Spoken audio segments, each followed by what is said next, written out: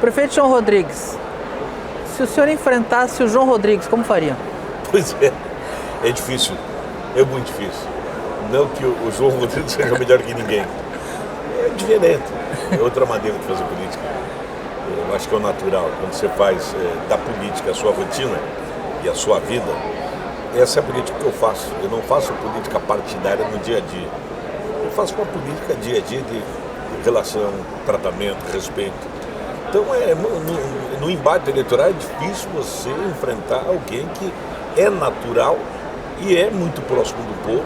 E é uma opção de vida. Eu não faço de conta. Isso não me força, é natural.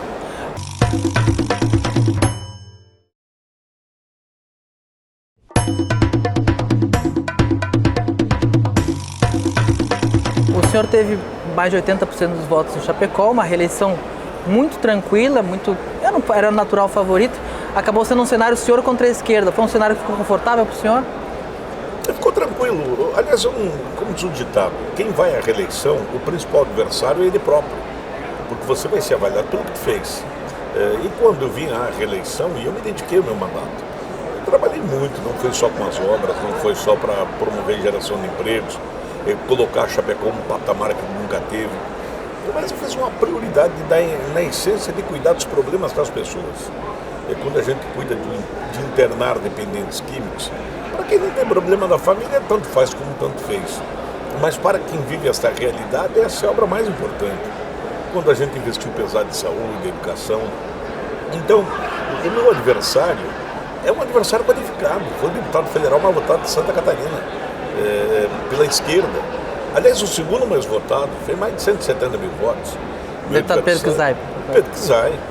A deputada Luciana Carabinato, que foi sua vice, foi a deputada estadual mais votada da esquerda. Então, são candidatos qualificados. Você não pode desmerecer a história deles. Não é gente como os outros que não tem história, que veio para cumprir tabela.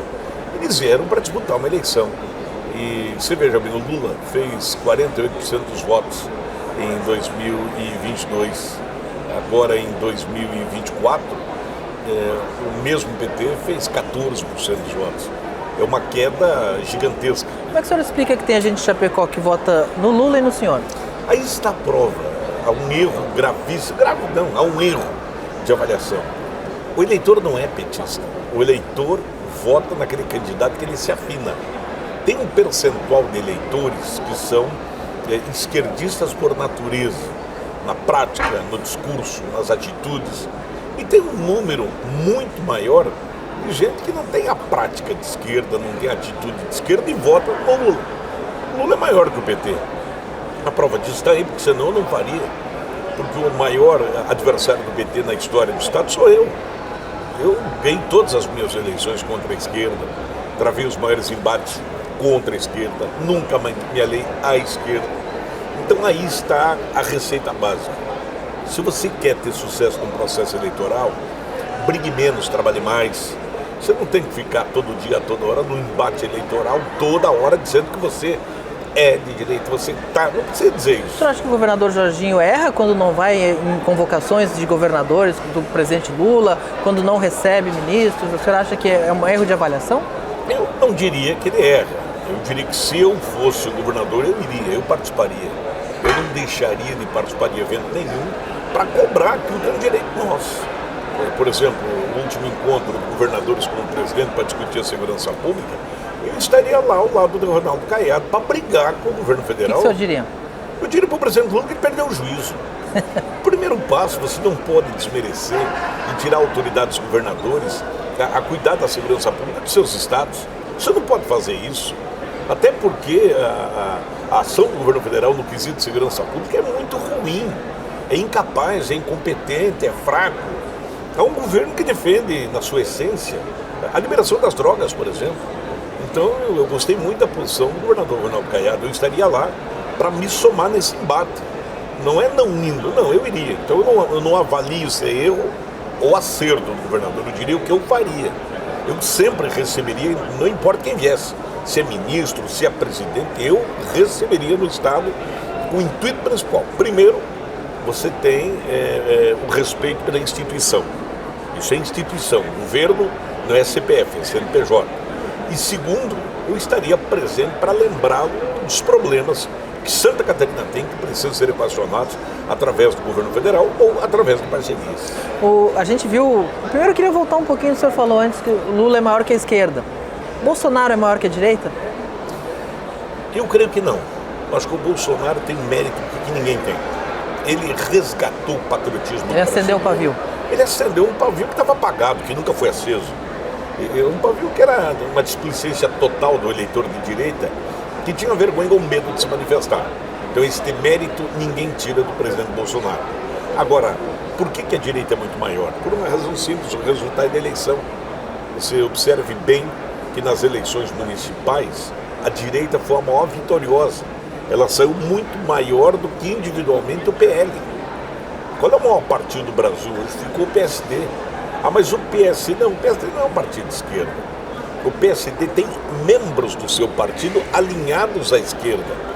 Como o PL tem membros do seu partido alinhados à esquerda. Então, na somatória, você perceba que somando a direita, quando eu me refiro à direita, é governador Ratinho, é Ronaldo Caiado, é Zema em Minas Gerais, somos nós em Santa Catarina, são líderes do MDB e do PSDB individuais. Você soma a direita é muito forte. Uma questão de inteligência na próxima eleição, de poder não personalizar a questão de eu sou único ou é só o meu partido. Quando você congrega mais pessoas, líderes em torno de um projeto, o resultado vem na urna como veio para o presidente Trump. Então, a próxima eleição no Brasil, a direita vai ganhar. Poderá ser com o presidente Bolsonaro? Claro que sim. Ele é o meu candidato com certeza absoluta. Agora, nós temos um enfrentamento legal no meio do caminho. Mas eu diria, se eu pudesse dar um conselho, eu diria, presidente, reúna a direita. Não fique restrito ao PL. Quando o ex-presidente Bolsonaro diz que não tem, que é plano A, B, que não tem outro plano, ele não parece fazer o que o Lula fez quando estava preso, inelegível, e se colocou como candidato até o último momento? Olha, se ele estiver inelegível, porventura, eu torço que não esteja, é diferente. Eu acho que nesse cenário vai ter plano B, sim, não tem como não ter. Porque o Brasil é mais importante do que o CPF de qualquer um. O senhor é pré-candidato a governador, colocou isso claramente depois da eleição. Encontrou Jorginho Melo recentemente. Como é que foi essa conversa? Muito transparente. Até porque eu respeito, eu sempre disse publicamente, o que eu digo aqui, eu digo para ele, o que eu digo nas reuniões do PSD, eu sempre digo ao Jorginho. Eu, como pré-candidato ao governo, eu não vim com uma missão de destruir o governo, de desfazer o governo, de menosprezar o governo. Não é essa a minha missão. A minha missão é apresentar para Santa Catarina que eu acho que eu posso fazer diferente, de uma maneira mais reta, mais rápida, com mais entusiasmo, valorizando o que tem que se valorizar de verdade, o setor produtivo. Promover o maior projeto social da história desse estado, que é a geração de emprego de um estado que vive em pleno emprego. Mas é preciso qualificar essa mão de obra. E isso começa da escola. É isso que eu faço em Chapecó. Quando eu coloco o empreendedorismo na rede municipal e invisto pesado em tecnologia, eu estou preparando o futuro do nosso estado. Então eu tenho, não está alicerçado só no meu nome. Nós vamos construir com pessoas das quais eu gostaria muito que nós estivéssemos juntos e temos conversado sobre isso. O prefeito Adriano de Joinville, por exemplo, o prefeito Clésio Salvaro, não é um projeto partidário, de uma aliança, é um projeto de pessoas. Esse embrião de aliança nasceu já nos municípios, né? O senhor teve mais fora de Chapecó do que em Chapecó nessa eleição. 70% da minha campanha eu fiz fora de Chapecó, a pedido dos meus colegas prefeitos do PSD ou de outros partidos. Basicamente o Novo, né? O Novo, tive o privilégio, o prazer de estar lá em Blumenau com meu querido amigo pessoal Tramontinho. Tive com o Adriano aqui, eu conheci recentemente, fiquei encantado. Um ser humano fantástico, um empresário de sucesso, um homem de muito futuro. O Adriano será aquilo que ele quiser e que o povo o apoiar. E eu tenho respeito. Eu respeito líderes, independente de partido. Eu sou avesso àquele velho ditado que a política tradicional diz: os bons estão comigo e os ruins estão do outro lado. Não. Bons e maus estão em todos os lugares. E é por isso que eu quero trilhar um projeto junto com o meu partido, porque tu tem que ter uma sigla partidária com pessoas, empresários, com trabalhadores, com operários, mas com líderes que têm um compromisso. E o compromisso tem que ser com os catarinenses. O senhor vê esse embrião de aliança que nasceu nessas visitas, nesses encontros, nesses palanques compartilhados por Santa Catarina, muitas vezes enfrentou candidaturas do PL. Em alguns lugares venceu, em outros não. Nasceu uma nova rivalidade política em Santa Catarina? Olha, eu até diria que existiu na eleição municipal. Claro, nós temos embates em vários lugares, mas a eleição passou. Agora nós temos que olhar para frente, dialogar entre todas as partes. Eu, particularmente, faço política, estou na minha 10ª eleição, e conforme te disse, eu nunca me alinhei a um projeto de esquerda e eu não estaria fazendo uma coligação com um projeto de esquerda, até porque não é o meu perfil. Então, tudo é possível. Só que, nesse momento, tem um governador eleito, do qual eu votei no segundo turno, o apoiei no segundo turno, e nós temos um outro projeto, que muitas vezes ele vai ao inverso, ou seja, é contraditório com muito daquilo que está aí. Então eu não preciso desqualificá-lo, mas nós temos um propósito, o modelo daquilo que eu apliquei em Chapecó, que o Adriano aplica em Joinville. Eu acho que a gente consegue fazer em Santa Catarina. Essa temporada especial do Cabeça de Político com os 15 prefeitos das maiores cidades de Santa Catarina, ela é uma parceria com a FECAM. A gente está aqui no Comac, nesse grande evento municipalista. Vou falar um pouquinho da importância dessa conjugação de esforços. Como é que o senhor vê a questão da federação, da FECAM, das associações municipais, dos consórcios, para fortalecer as questões regionais do Estado? A FECAM, ela tem uma história extremamente importante no desenvolvimento dos municípios e na briga dos direitos. Quando você briga pelo direito de um município, é o direito do povo. Então eu atribuo à FECAM uma entidade muito importante. Ela tem que ser um elo independente, ela não pode estar atrelada a governo. Ela não é um apêndice de governo, ela é um elo representativo dos municípios de Santa Catarina. Então eu creio, e aqui respeito muito o trabalho, Kleber hoje é o presidente, que tem um trabalho fantástico. Então eu sou Chapecó, um dos importantes associados à FECAM pelo tamanho de cidade. Estamos juntos, vamos continuar juntos, e parabenizo por esse evento que está sendo realizado aqui em Balneário Camboriú. A gente olha para as questões do Estado, e tem uma coisa que sempre me preocupa muito, que é a questão da infraestrutura.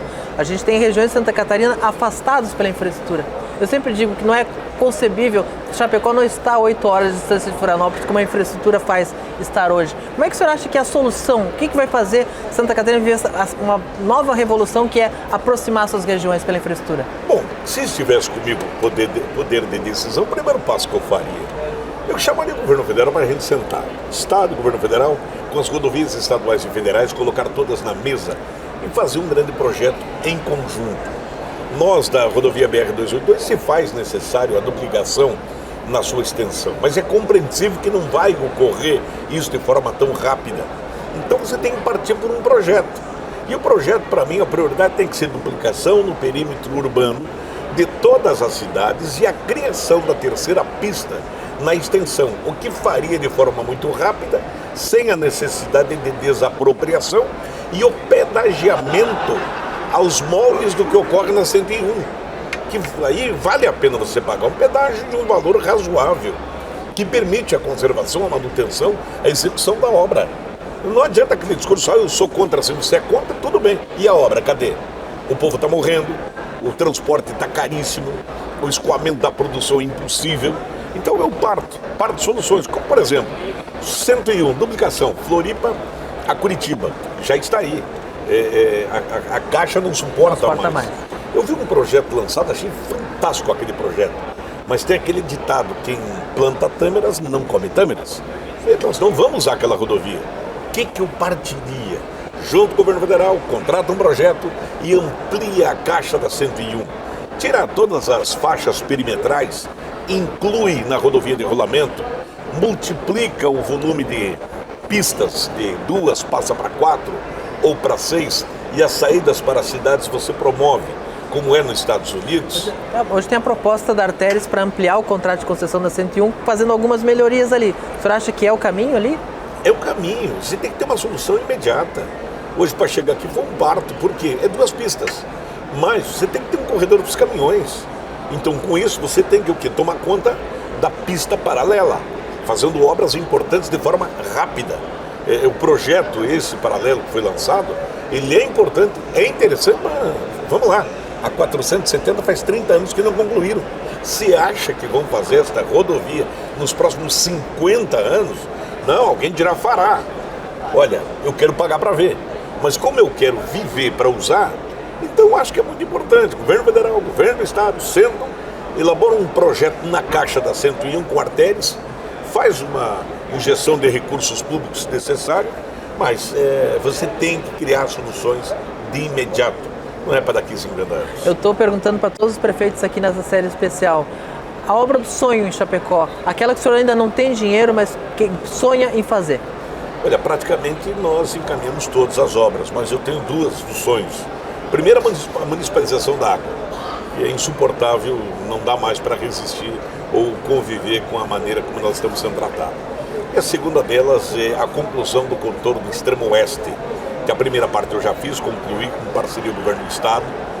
A segunda parte vai ser aproximadamente 200 milhões para tirar todo o tráfego pesado do perímetro urbano e facilitar o deslocamento de veículos pela perimetral, pela contorno extremo oeste. São as duas grandes ações que Chapecó precisa, e a prioritária não é de Chapecó, é a duplicação da BR-282, iniciando, conforme te disse, perímetro urbano de cidades, terceira pista na extensão. Esses projetos que foram lançados, né, agora no último ano pelo governo Lula, como é que o senhor avalia? Eu avalio como mais uma história a ser contada, mas não ser executada. Nós estamos terminando a metade do governo Lula e o projeto vai começar a ser feito pela 50ª vez. É muita história para pouca prática. Por isso que eu defendo a tese de aproximação dos governos. E quando eu falo governos, eu não estou falando de partidos. Eu falo de quem governa o país com quem governa o estado. Tem que sentar na mesma mesa com a bancada federal, com os senadores dos 3 estados, se possível, porque tem rodovias que interligam, para poder discutir as prioridades. Então eu vejo essa primeira fase lançada pelo governo federal do projeto para poder discutir a duplicação da 282. Esse assunto foi discutido quando eu era deputado. O levantamento feito, ex pediu a mim, como deputado federal, nós fomos até o DENIT para discutir. Era um pedagiamento absurdo que se pretendia fazer na 282 no município de Xanxerê. Então, é mais uma história que se conta, mas eu não vejo uma atitude, uma ação no curto espaço de tempo. Muitas vezes, nessa questão da infraestrutura, da logística, muitas vezes a gente vai a Chapecó de avião e tem que voltar de ônibus, porque as condições de tempo, esse tipo de coisa, isso preocupa o senhor? Existe alguma possibilidade de alguma melhoria nessas dificuldades que se vive para ir e voltar de Chapecó? Primeiro, ações erradas de quem governa, elas custam caro para o povo. O ex-prefeito fez uma privatização mandraquiana, o que seja, fez uma bela de uma palhaçada, e eu pedi, pós-eleição, quando ganhei a eleição, que ele não assinasse a dita privatização, que o governo federal tinha recursos para investir no aeroporto.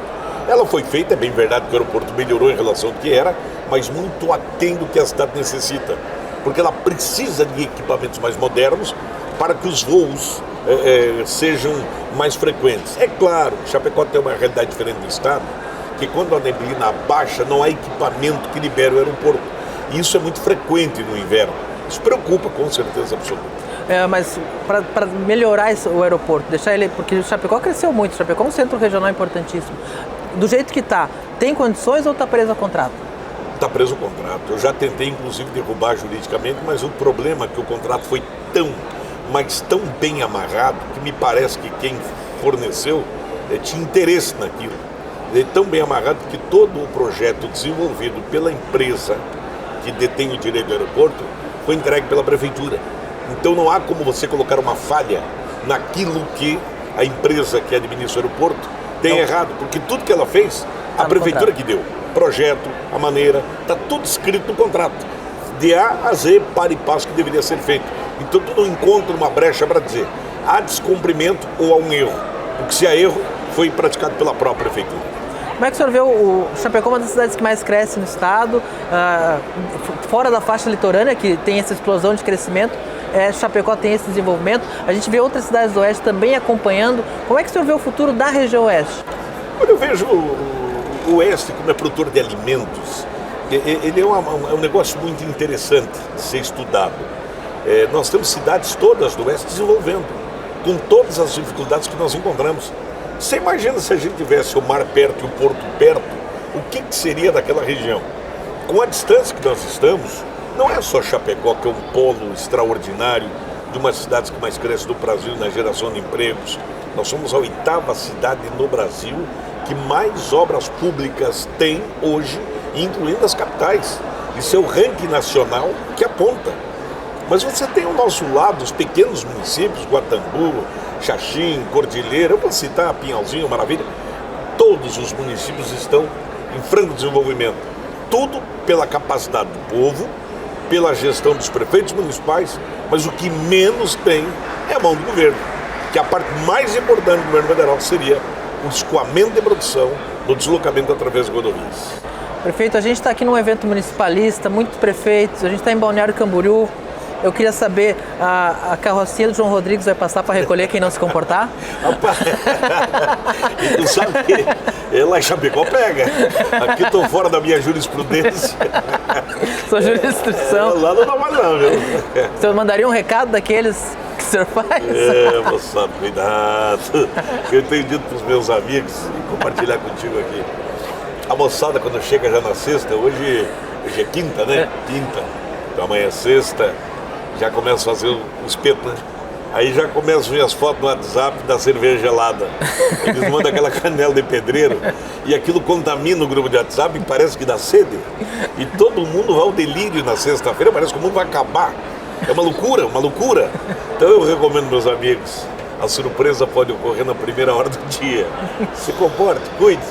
Pense que amanhã é outro dia, o mundo não acaba já. Vá devagar, beba menos. Balneário Camboriú é perigoso. Rapaz, aqui é litoral, né? Que pode. Aqui tem praia. E nada. Prefeito João Rodrigues, muito obrigado pela presença do Cabeças Político e boa sorte no seu novo mandato. Obrigado, Piara. Um abraço a todos vocês. Um prazer imenso falar com a mim.